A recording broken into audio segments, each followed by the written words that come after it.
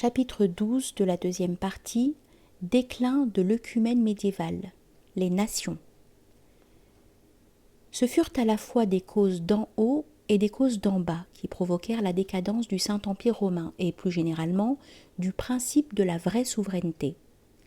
Au nombre des premières figurent la sécularisation et la matérialisation progressive de l'idée politique. Déjà chez un Frédéric II, la lutte contre l'Église, bien qu'entreprise pour défendre le caractère surnaturel de l'Empire, laisse apparaître l'amorce d'une évolution de ce genre, qui se traduit d'une part par l'humanisme, le libéralisme et le rationalisme naissant de la cour sicilienne, la constitution d'un corps de juges laïcs et d'employés administratifs, l'importance prise par les legistae et les decretista, et par ceux qu'un juste rigorisme religieux, en allumant des auto-da-fé et des bûchers savanoraliens, pour les premiers produits de la culture et de la libre pensée, qualifiés avec mépris de théologie philosophantes, et d'autre part par la tendance centralisatrice et déjà anti-féodale de certaines nouvelles institutions impériales. Or, au moment où un empire cesse d'être sacré, il commence à ne plus être un empire. Son principe et son autorité baissent de niveau, et une fois atteint le plan de la matière et de la simple politique, ils ne peuvent se maintenir parce que ce plan, par sa nature même, exclut toute universalité, toute unité supérieure. En 1338 déjà, Louis XIV de Bavière déclare que la consécration impériale n'est plus nécessaire et que le prince élu est empereur légitime en vertu de cette seule élection. Émancipation que Charles IV de Bohême achève avec la Bulle d'or. Mais du fait que la consécration ne fut remplacée par rien de métaphysiquement équivalent, les empereurs détruisirent ainsi eux-mêmes leur dignitas transcendante. On peut dire que depuis cette époque, ils perdirent le mandat du ciel et que le Saint-Empire ne fut plus qu'une survivance. Frédéric III d'Autriche fut le dernier empereur couronné à Rome après que le rite se fut réduit à une cérémonie vide et sans âme. En ce qui concerne l'autre aspect du déclin, on a justement remarqué que la plupart des grandes époques traditionnelles se caractérisent par une constitution de forme féodale, celle-ci convenant mieux que tout autre à la formation régulière de leur structure. Là où l'accent est mis sur les principes de la pluralité et de l'autonomie politique des unités particulières, apparaît en même temps le véritable lieu de ce principe universel, de cet unum quod non est pars, capable de les ordonner et les unifier réellement, non pas en s'opposant à chacun d'eux, mais en les dominant grâce à la fonction transcendante, suprapolitique et régulatrice à laquelle il correspond. On se trouve alors en présence d'une royauté qui s'accorde avec l'aristocratie féodale, d'une impérialité œcuménique qui ne porte pas atteinte à l'autonomie des principautés ou des royaumes particuliers et qui intègre, sans les dénaturer, les nationalités particulières. Lorsqu'au contraire déchoit la dignitas qui permet de trôner au-dessus du multiple, du temporel et du contingent, lorsque diminue d'autre part la capacité d'une fides, d'une allégeance plus que simplement matérielle de la part de chaque élément subordonné, alors surgit la tendance centralisatrice, l'absolutisme politique qui cherche à maintenir la cohésion de l'ensemble au moyen d'une unité violente, politique et étatique, et non plus essentiellement suprapolitique et spirituelle. Ou bien ce sont les processus du particularisme pur et de la dissociation qui prennent le dessus. C'est par ces deux voies que s'accomplit la destruction de la civilisation médiévale. Les rois commencent à revendiquer pour leur unité particulière le principe d'autorité absolue propre à l'Empire, en le matérialisant et en proclamant finalement l'idée nouvelle et subversive de l'État national. Un processus analogue fait surgir une multitude de communes de villes libres et de républiques, d'entités qui tendent à se constituer chacune pour soi en passant à la résistance et à la révolte non seulement contre l'autorité impériale mais aussi contre la noblesse. Et le sommet s'abaisse, l'œcumène européen se défait. Le principe d'une législation unique, laissant toutefois un champ suffisant au jus singular, correspondant à une langue unique et à un unique esprit, disparaît.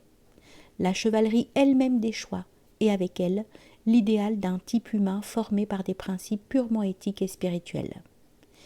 Les chevaliers en arrivent à défendre les droits et à soutenir les ambitions temporelles de leurs princes, et finalement des États nationaux.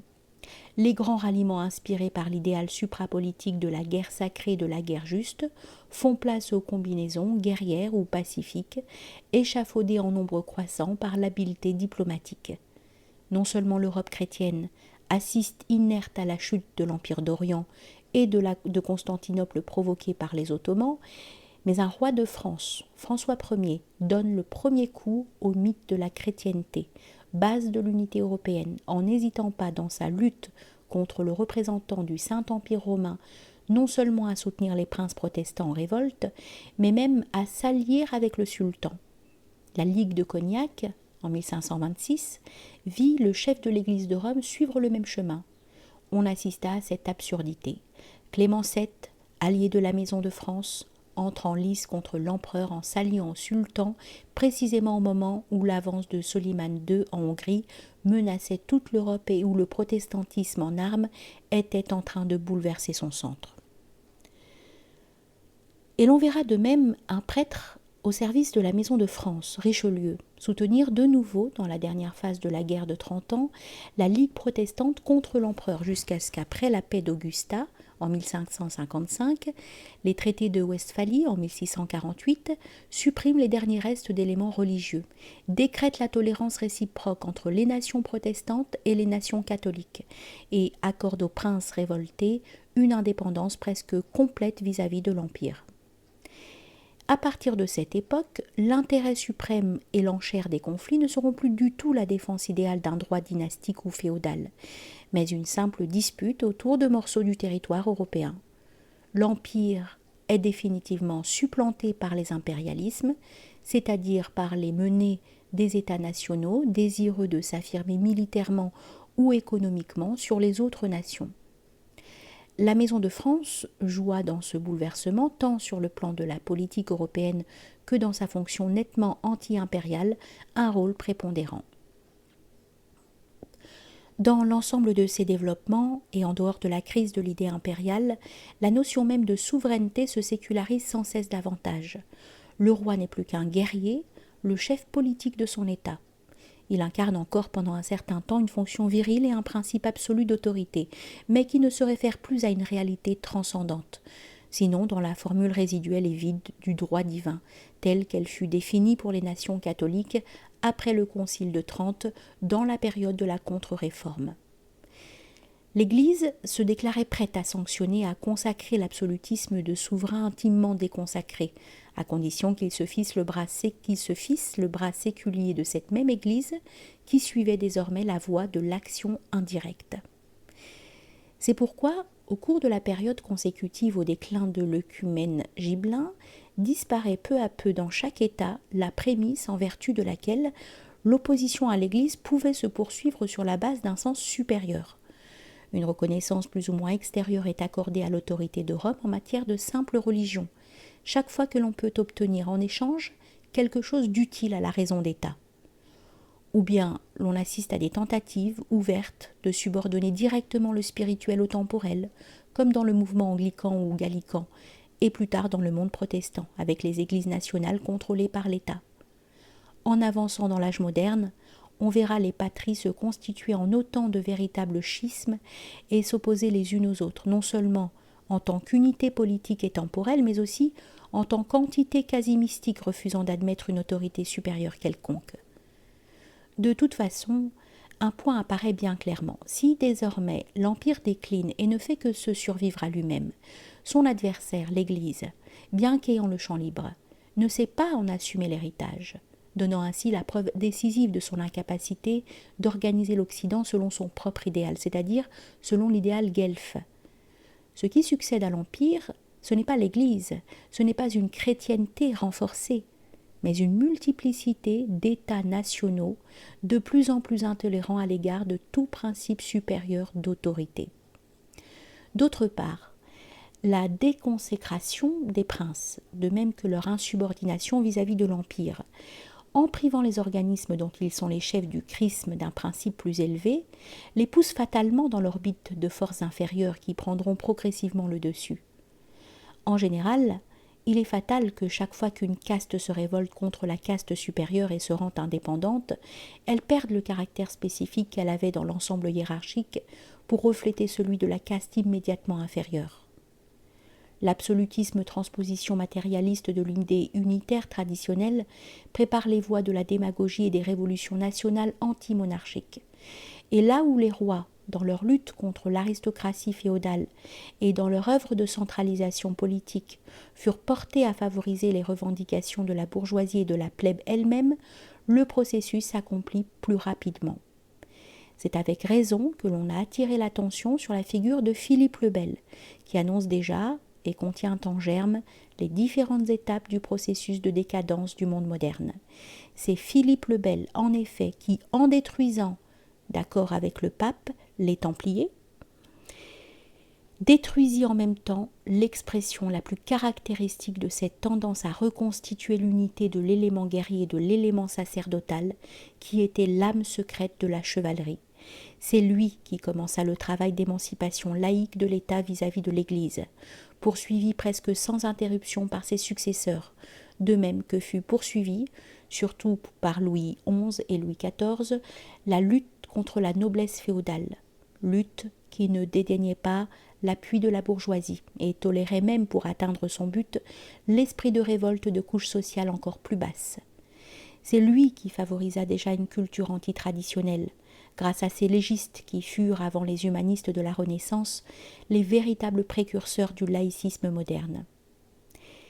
S'il est significatif que ce soit un prêtre, le cardinal de Richelieu, qui ait affirmé contre la noblesse le principe de la centralisation, en préparant le remplacement des structures féodales par binôme nivellateur moderne du gouvernement et de la nation, il est incontestable que Louis XIV, en façonnant les pouvoirs publics, en développant systématiquement l'unité nationale et en la renforçant sur le plan politique, militaire et économique, a pour ainsi dire préparé un corps pour l'incarnation d'un nouveau principe, celui du peuple, de la nation conçue comme simple collectivité bourgeoise ou plébéienne. Ainsi, l'œuvre anti-aristocratique entreprise par les rois de France, dont on a déjà souligné l'opposition constante contre le Saint-Empire, devait logiquement, avec un Mirabeau, se retourner contre eux et les chasser finalement du trône contaminé. On peut affirmer que c'est précisément pour s'être engagée la première dans cette voie et avoir de ce fait sans cesse accru le caractère centralisateur et nationaliste de la notion d'État que la France connut la première l'écroulement du régime monarchique, et d'une façon précise et ouverte avec l'avènement du régime républicain, le passage du pouvoir entre les mains du tiers-État.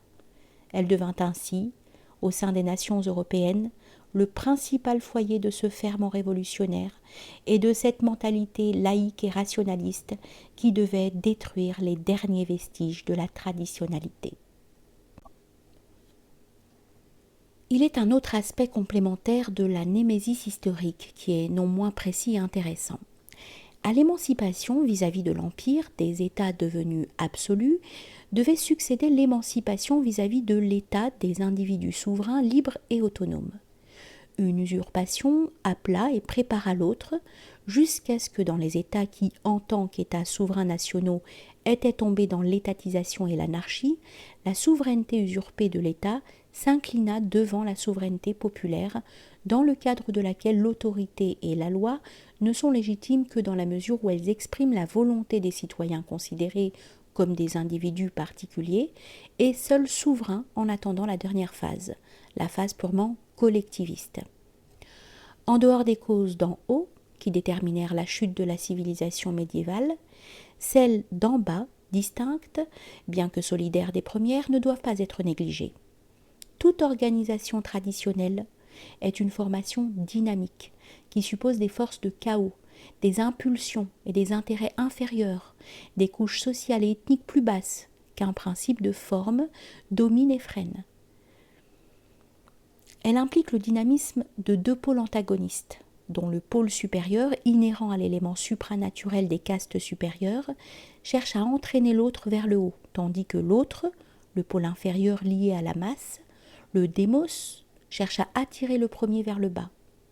Ainsi, à tout affaiblissement des représentants du principe supérieur, à toute déviation ou dégénérescence du sommet, correspondent à la façon d'un contrepoint une émergence et une libération dans le sens d'une révolte des couches inférieures. Or, du fait des processus déjà analysés, le droit de demander au sujet la fides, au double sens spirituel et féodal du mot, devait progressivement déchoir, cependant que les mêmes processus ouvraient virtuellement la voie à une matérialisation de cette fides dans un sens politique, et ensuite à la révolte en question.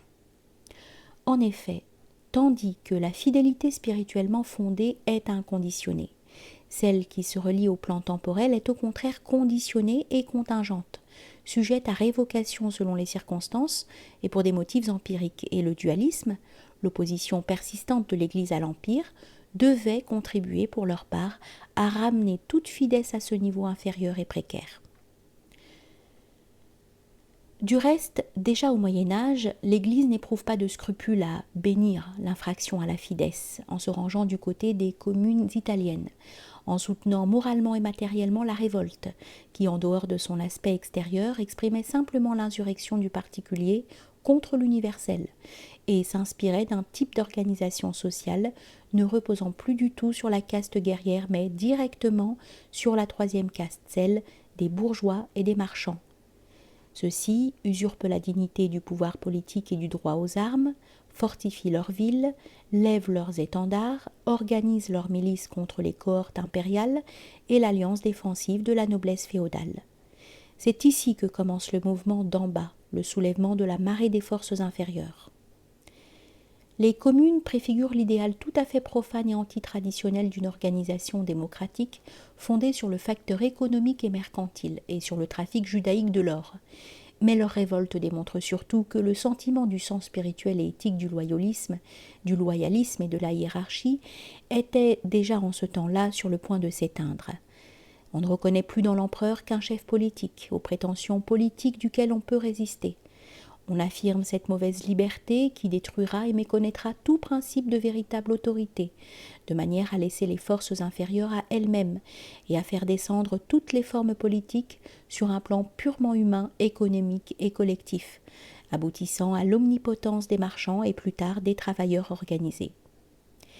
Il est significatif que le foyer principal de ce cancer ait été le sol italien, berceau de la romanité.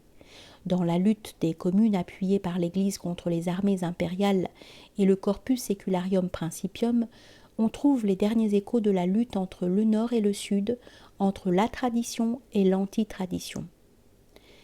Frédéric Ier figure que la falsification plébéienne de l'histoire, patriotique, italienne, s'est efforcée de discréditer, combattit en réalité au nom d'un principe supérieur et d'un devoir que sa fonction même lui imposait, contre une usurpation laïque et particulariste fondée entre autres sur des ruptures unilatérales de pactes et de serments. Dante verra en lui le bon Barberousse, légitime représentant de l'Empire, qui est la source de toute véritable autorité. Il considéra la révolte des villes lombardes comme illégale et facieuse.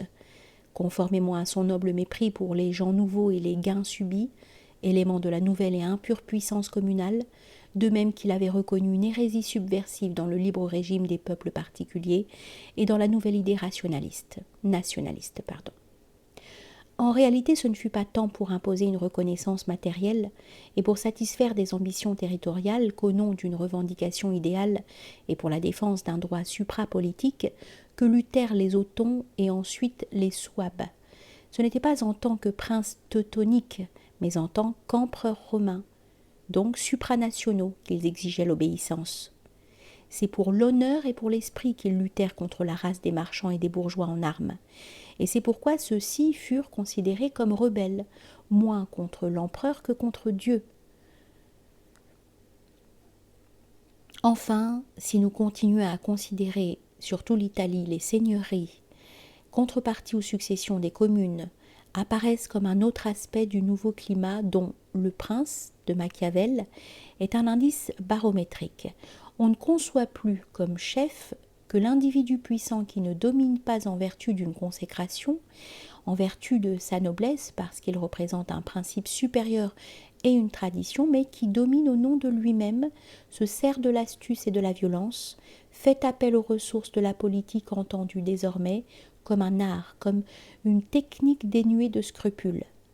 L'honneur et la vérité n'ont pour lui aucun sens, et il ne se sert éventuellement de la religion elle-même que comme d'un instrument parmi d'autres. Dante avait dit justement « Italorum principium, qui non heroico mor sed plebeo secuntur superbiam ».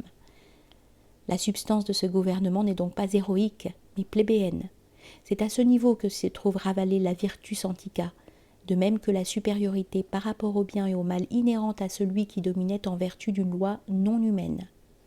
On voit réapparaître ici le type de certains tyrans de l'Antiquité, et l'on trouve en même temps l'expression de cet individualisme déchaîné qui, comme nous le verrons, caractérise, sous des formes multiples, ce tournant de l'histoire.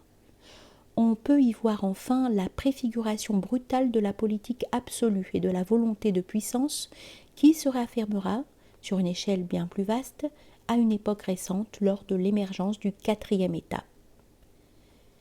Ces processus marquent donc la fin du cycle de la restauration médiévale. D'une certaine façon, se réaffirme l'idée gynécocratico-méridionale, dans les cadres de laquelle le principe viril, en dehors des formes extrêmes qui viennent d'être mentionnées, et même quand il est incarné dans la figure du monarque, n'a qu'un sens matériel, tandis que l'Église demeure dépositaire de la spiritualité sous la forme lunaire, de religion dévotionnelle et au mieux de contemplation dans les ordres monastiques. Cette scission, une fois confirmée, le droit du sang et de la terre ou les manifestations d'une simple volonté de puissance imposent leur suprématie. Le particularisme des villes, des patries et des nationalismes en est l'inévitable conséquence. De même que plus tard, le début de la révolte du démos, de l'élément collectif, sous-sol de l'édifice traditionnel qui tendra à s'emparer des structures nivelées et des pouvoirs publics unifiés créés dans la phase antiféodale précédente. La lutte la plus caractéristique du Moyen-Âge, celle du principe héroïco-viril contre l'Église, avorta. Désormais, l'homme occidental ne tend à l'autonomie et à l'émancipation du lien religieux que sous la forme d'une déviation contaminatrice et allant politiquement jusqu'à ce qu'on pourrait appeler un retournement démoniaque du gibellinisme, qui préfigurait du reste l'utilisation que les princes germaniques firent des idées du luthéranisme. D'une manière générale, en tant que civilisation, l'Occident ne s'émancipe de l'Église et de la vision catholique du monde, après le Moyen-Âge, qu'en se laïcisant et en sombrant dans le naturalisme, en exaltant comme une conquête l'appauvrissement propre à un point de vue, et à une volonté qui ne reconnaisse plus rien au-delà de l'homme ni au-delà de ce qui est entièrement conditionné par l'humain. L'exaltation polémique de la civilisation de la Renaissance contre celle du Moyen-Âge fait partie des conventions de l'historiographie moderne. S'il ne s'agissait là d'une des nombreuses suggestions diffusées dans la culture moderne par les dirigeants de la subversion mondiale, il faudrait y voir l'expression d'une incompréhension typique. Si depuis la fin du monde antique, il eut une civilisation qui mérita le nom de Renaissance, ce fut bien celle du Moyen-Âge. Dans son objectivité, dans son virilisme, dans sa structure hiérarchique, dans sa superbe élémentarité anti-humaniste, si souvent pénétrée de sacré, le Moyen-Âge fut comme une nouvelle flambée de l'esprit de la civilisation universelle et une des origines. Le vrai Moyen-Âge nous apparaît sous des traits classiques et nullement romantiques. Le caractère de la civilisation qui lui succéda a une toute autre signification. La tension, qui durant le Moyen-Âge avait eu une orientation essentiellement métaphysique, se dégrade et change de polarité. Le potentiel recueilli précédemment sur la direction verticale vers le haut, comme dans le symbole des cathédrales gothiques, se décharge à présent dans la direction horizontale, vers l'extérieur, en produisant par supersaturation des plans subordonnés, des phénomènes capables de frapper l'observateur superficiel. Irruption tumultueuse dans la culture de multiples manifestations d'une créativité pratiquement dépourvue de toute base traditionnelle, ou seulement symbolique, donc profane et désacralisée sur le plan extérieur. Expansion quasi explosive des peuples européens dans l'ensemble du monde à l'époque des découvertes, des explorations et des conquêtes coloniales qui correspondent plus ou moins à celles de la Renaissance et de l'humanisme. Ce sont là les effets d'une libération, de force identique à celle qui se produit lors de la décomposition d'un organisme. On voudrait voir dans la Renaissance, sous beaucoup de ses aspects, une reprise de la civilisation antique découverte de nouveau et réaffirmée contre le monde morne du christianisme médiéval. Il s'agit là d'un grave malentendu. La Renaissance ne reprit du monde antique que des formes décadentes, et non celles des origines, pénétrées d'éléments sacrés et suprapersonnels, ou les reprit en négligeant complètement ces éléments et en utilisant l'héritage antique dans une direction tout à fait différente.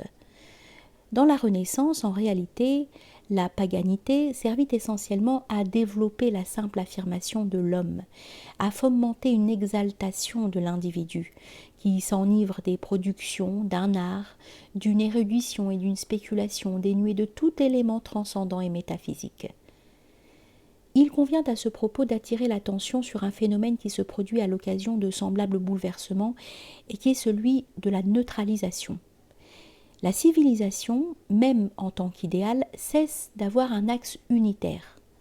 Le centre ne commande plus chaque partie non seulement sur le plan politique, mais aussi sur le plan culturel. Il n'existe plus de force unique qui organise et anime la culture.